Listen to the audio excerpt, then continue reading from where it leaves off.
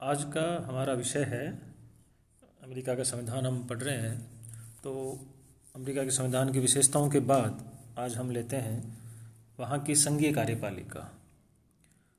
America की जो संघीय कार्यपालिका है उसमें राष्ट्रपति और उसका मंत्रिमंडल तथा उपराष्ट्रपति शामिल हैं। तो मुख्य रूप से हम राष्ट्रपति के जो पद है उसके संबंध में चर्चाएं करेंगे। उससे पहले जैसे संघीय कार्यपालिका की क्या विशेषताएं हैं, उसके बाद में राष्ट्रपति का जो पद है उसका संगठन है, यानी योग्यताएं, चुनाव, वेतन भत्ते, विशेषाधिकार आदि चीज़ें, और उसके बाद में राष्ट्रपति की क्या शक्तियां हैं और क्या महत्व है इस पद का। इन सब बिंदु पर हमारा विचार रहेगा। तो सबसे पहले अपन बात करते हैं कि संघीय कार्यपालिका जो है उसकी क्या विशेषताएं हैं। तो जैसे मैंने बताया था आपको कि संघीय कार्यपालिका में हम तीन चीज़ें लेते हैं। वहाँ एक तो राष्ट्रपति, और दूसरी बात है उसका मंत्रिमंडल, और तीसरा है उपराष्ट्रपति। तो सबसे पहले हम बात करेंगे राष्ट्रपति संबंधी क्या विशेषताएं हैं वहाँ पर, इस पर एक संक्षिप्त चर्चा हमारी रहेगी। उससे पहले एक किताब है the president and the presidency. इस पुस्तक में लुइस ब्राउनलो का एक कथन बहुत ही महत्वपूर्ण है, उसको हमें एक बार उस पर विचार करना चाहिए। लुइस ब्राउनलो क्या कहते हैं अपनी पुस्तक the president and the presidency, उसमें वो ये कहते हैं कि सर्वसम्मति से राष्ट्रपति के पद को अमेरिकी जनता में सर्वोच्च स्थान प्राप्त है, और हमारे अनोखे संवैधानिक ढांचे की विशिष्टता के कारण ये पद विश्व में किसी व्यक्ति द्वारा धारण किया जाने वाला सर्वोच्च राजनीतिक पद है। इस बात को ध्यान से देखें, संवैधानिक ढांचे की विशिष्टता के कारण ये पद विश्व में किसी व्यक्ति द्वारा धारण किया जाने वाला सर्वोच्च पद है। सामाजिक अनुसंधान के क्षेत्र में राष्ट्रपति का पद हमारी सबसे बड़ी देन है। तो ये बात लुइस ब्राउनलो कहते हैं, और लुइस ब्राउनलो के इन शब्दों से ही हम अंदाज़ा लगा सकते हैं कि राष्ट्रपति को वहाँ कितनी शक्तियाँ हैं, और राष्ट्रपति का जो पद है वो अमेरिका के संविधान में कितनी महत्ता रखता है। इसके अलावा हम जो उसकी मुख्य मुख्य विशेषताएं हैं राष्ट्रपति के पद को लेकर, उसके बारे में चर्चा करेंगे। वैसे अमेरिका के जो संविधान का जो अनुच्छेद 2 है और उसका उप अनुच्छेद 1, उसके अनुसार संघ की कार्यपालिका की शक्तियाँ हैं वो राष्ट्रपति में निहित हैं, और उन्हीं को इसी बिंदु को ध्यान में रखते हुए हम बात करेंगे। पहली विशेषता है वहाँ राष्ट्रपति के पद को लेकर निर्मित और विकसित कार्यपालिका, यानी इसका मतलब ये हुआ कि अमेरिका के राष्ट्रपति का जो पद है वो संविधान द्वारा बनाया गया कार्यपालिका अध्यक्ष का पद है, किंतु समय समय के साथ इस पद का विकास भी हुआ है। यानी संविधान में इसका उल्लेख किया गया, बाद में इसका धीरे धीरे विकास भी हुआ इस पद का। आज वह राष्ट्रीय नेता है, वह अपने दल का नेतृत्व करता है, विधायी क्षेत्र में भी उसका बहुत प्रभाव बढ़ गया है। वर्तमान में अमेरिकी संविधान निर्माताओं ने इस प्रकार के विकास की कल्पना नहीं की थी जैसा आज वो है, फिर भी वो समय के साथ साथ उसमें काफ़ी परिवर्तन आया है, और उसका प्रभाव विशेषतः विधायी क्षेत्र में भी बहुत बड़ा है। दूसरी विशेषता है एकल कार्यपालिका, यानी अमेरिका में समस्त कार्यपालिका शक्ति उत्तरदायित्व का जो निवास है वो राष्ट्रपति में है, यानी समस्त कार्यपालिका शक्तियाँ और उत्तरदायित्व राष्ट्रपति में निहित हैं। अतः वहाँ एकल कार्यपालिका, जैसे हम स्विट्जरलैंड की बात करें तो वहाँ बहुल कार्यपालिका, वहाँ देखा जाए तो 7 होते हैं एक साथ कार्यपालिका में, 7 का समान स्थान होता है, लेकिन वरीयता के हिसाब से वो एक वर्ष के लिए राष्ट्रपति का पद रहता है, बाकी पावर 7 के पास बराबर रहती है, इसलिए वहाँ स्विट्जरलैंड में बहुल कार्यपालिका है, परंतु अमेरिका में एकल कार्यपालिका, यानी इसी एक व्यक्ति में एक ही व्यक्ति जो राष्ट्रपति होता है उसमें सारी कार्यपालिका शक्तियाँ और उत्तरदायित्व निवास करता है। और तीसरी विशेषता है अप्रत्यक्ष से प्रत्यक्ष चुनाव, यानी राष्ट्रपति के चुनाव के लिए अप्रत्यक्ष निर्वाचन प्रणाली की व्यवस्था की गई है, किंतु राजनीतिक दलों के जन्म से इसे प्रत्यक्ष निर्वाचन प्रणाली में बदल दिया गया है। हम राष्ट्रपति की निर्वाचन प्रणाली का विस्तार से हम उस पर विचार करेंगे, चर्चा करेंगे, तो वहाँ हमें ये समझ में आएगा कि वो किस तरह से अप्रत्यक्ष से प्रत्यक्ष हुआ है। और एक विशेषता है व्यवस्थापिका से पृथकता है उसकी, यानी अमेरिका के संविधान का आधार जो है वो शक्तियों का पृथक्करण है। अतः राष्ट्रपति का जो पद है वो वहाँ की जो व्यवस्थापिका यानी संसद, जिसे हम कांग्रेस कहते हैं, उससे अलग है। राष्ट्रपति कांग्रेस की कार्य में भाग नहीं लेता है, वह कांग्रेस और राष्ट्रपति का कार्यकाल एक दूसरे की इच्छा पर भी निर्भर नहीं करता, जैसे अपने यहाँ है भारत में संसदीय शासन प्रणाली में। ऐसी स्थिति वहाँ नहीं है, यानी संसदीय शासन प्रणाली से थोड़ी भिन्न है पूरी तरह से, एक तरह से, क्योंकि वहाँ अध्यक्षात्मक शासन प्रणाली है। और एक वहाँ कार्यपालिका से भिन्न कार्य व शक्ति, संविधान में जैसे बताया था ना कि शक्ति पृथक्करण भी पाया जाता है, परंतु गतिरोध और संतुलन का सिद्धांत भी साथ साथ काम करता है। तो गतिरोध और संतुलन के सिद्धांत के कारण राष्ट्रपति को कार्यपालिका से भिन्न कार्य व शक्तियाँ भी सौंपी गई हैं, जैसे उसके द्वारा विधायी क्षेत्र में निषेधाधिकार का प्रयोग है, न्यायाधीशों की नियुक्ति है मान लो, या दंड प्राप्त व्यक्तियों को क्षमादान आदि, ये सारी चीज़ें हैं वो उससे थोड़ा अलग करती हैं, कार्यपालिका से भिन्न कार्य और शक्तियाँ देती हैं। इसके अलावा संविधान के विकास ने भी उसे गैर कार्यपालिका शक्तियाँ सौंपी हैं, जैसा कि वह मुख्य विधायक बन गया है। सामान्य अमेरिकी के लिए वह कार्यपालिका अध्यक्ष नहीं है, तो श्रेष्ठ राष्ट्रीय नेता भी है। तो ये सारा उसका विकास हुआ है। इसके बाद में हम बात करेंगे वहाँ का जो मंत्रिमंडल है अमेरिका के राष्ट्रपति का, उसकी क्या विशेषताएं हैं। तो राष्ट्रपति के पद की भांति ही मंत्रिमंडल जो है वो एक तरह से निर्मित और विकसित न होकर केवल ये कहा जाता है कि वो मंत्रिमंडल एक विकसित संस्था है। अमेरिका में मंत्रिमंडल का निर्माण संविधान द्वारा नहीं किया गया, अपितु ये पूर्णतः विकसित संस्था है। ये ध्यान रखें, राष्ट्रपति का निर्माण का जो पद है उसका निर्माण संविधान से हुआ, बाद में हालांकि विकास हुआ है उसके पद का, परंतु जो मंत्रिमंडल का जो है वहाँ उसका निर्माण संविधान द्वारा नहीं किया गया है। यानी अमेरिका के जो राष्ट्रपति का मंत्रिमंडल है वो पूर्णतः विकसित संस्था है। और संविधान के अनुसार कांग्रेस प्रशासन के विभाग बनाती है और राष्ट्रपति सीनेट की सहमति से इन विभागों के अध्यक्षों की नियुक्ति करता है। एक तरह से संविधान के अनुसार राष्ट्रपति इन विभागों के अध्यक्षों से लिखित राय मांग सकता है। इस संवैधानिक स्थिति के आधार पर ही अमेरिकी राष्ट्रपतियों ने मंत्रिमंडल का विकास किया है। यानी कांग्रेस प्रशासन के विभाग बनाती है, कांग्रेस यानी वहाँ की व्यवस्थापिका, और राष्ट्रपति सीनेट की सहमति से, सीनेट मतलब वहाँ की जो कांग्रेस है व्यवस्थापिका उसका दूसरा सदन, तो सीनेट की सहमति से इन विभागों के अध्यक्ष की नियुक्ति करता है। और संविधान के अनुसार राष्ट्रपति इन विभागों के अध्यक्षों से लिखित राय भी मांगता है। और इसी संवैधानिक स्थिति को आधार बनाते हुए अमेरिकी राष्ट्रपतियों ने अपने मंत्रिमंडल का विकास किया है। राष्ट्रपति व मंत्रिमंडल में स्वामी व सेवक का संबंध है, एक विशेषता है वहाँ पर। राष्ट्रपति व मंत्रिमंडल में स्वामी और सेवक का संबंध होता है। राष्ट्रपति मंत्रिमंडल के निर्माण व अंत में समर्थ है, वह मंत्रिमंडल की राय को मानने के लिए बाध्य नहीं होता है, अपितु मंत्रिमंडल ही उसके आदेशों का पालन करने को बाध्य होता है।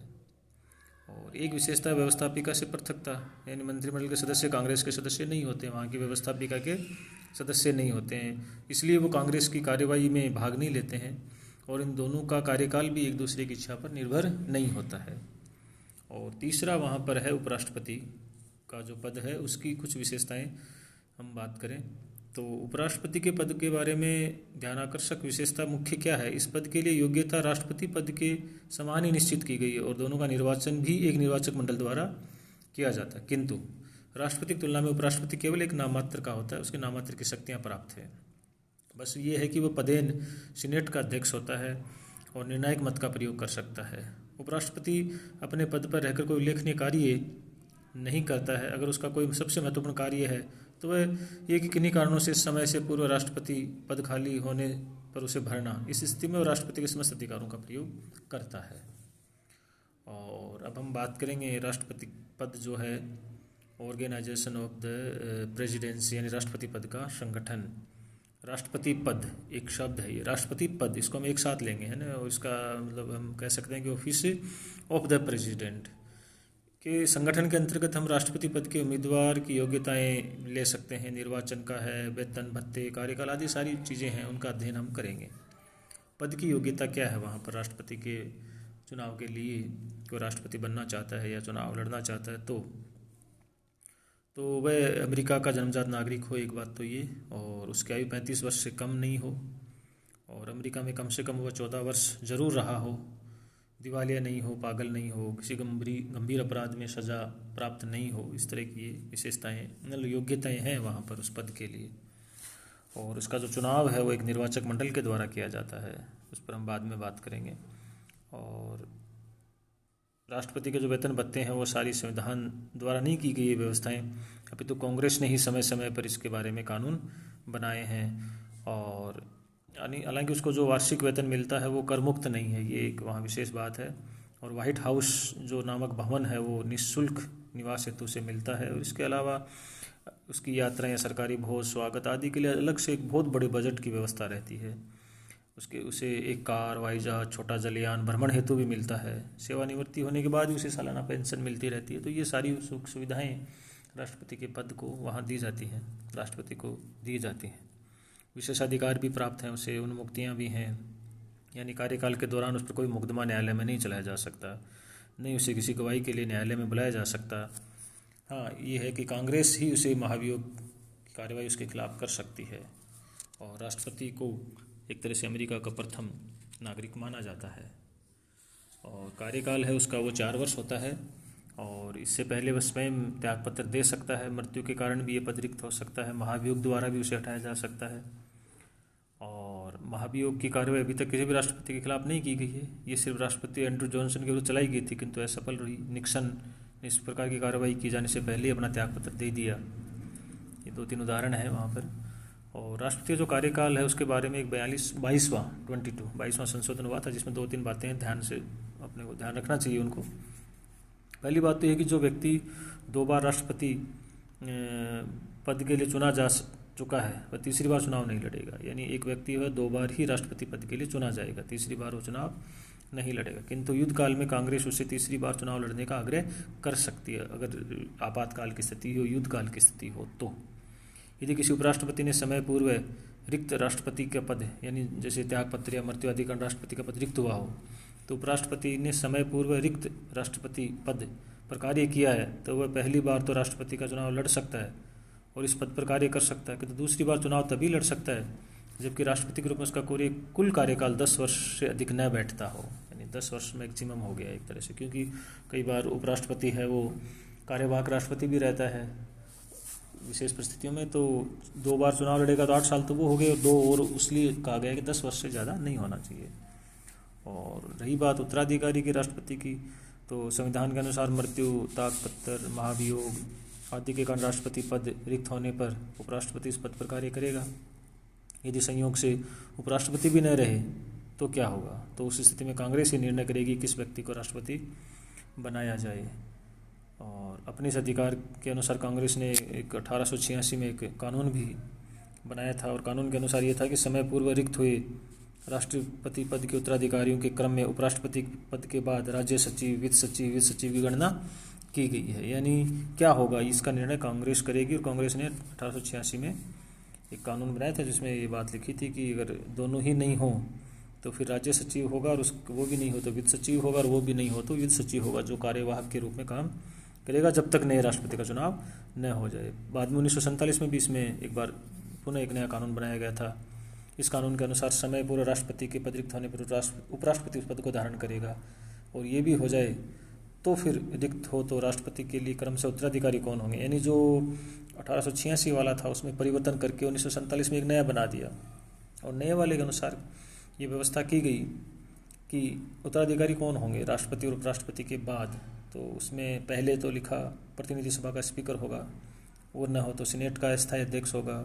फिर वही पुरानी वाली बात, राज्य सचिव होगा, वित्त सचिव होगा, युद्ध सचिव होगा, फिर महान्यायवाद होगा, डाक सचिव होगा, नौसेना सचिव होगा, गृह सचिव होगा, वाणिज्य सचिव होगा, श्रम सचिव होगा। एक लंबी लिस्ट उन्होंने क्रम से दे दी है। उल्लेखनीय है कि राष्ट्रपति पद के उत्तराधिकार के संबंध में फिर 1967 में 25वां संवैधानिक संशोधन भी पारित किया गया था। उसमें 2 बातें हैं वो ध्यान रखने वाली हैं। एक तो है त्यागपत्र, मृत्यु अथवा पदच्युति के कारण रिक्त हुए राष्ट्रपति पद पर उपराष्ट्रपति की नियुक्ति होगी, तथा पदासीन राष्ट्रपति के रहते हुए उपराष्ट्रपति का पद रिक्त होने पर राष्ट्रपति द्वारा एक उपराष्ट्रपति नियुक्त किया जाएगा, किंतु अपना पद तभी ग्रहण करेगा जब कांग्रेस के दोनों सदन उसे अपनी सहमति प्रदान कर दें। तो ये एक तरह से हो गया कि वहाँ जो संघीय कार्यपालिका है वो 3 चीज़ों से मिलकर बनती है। राष्ट्रपति है, और उसका मंत्रिमंडल है, और उपराष्ट्रपति है।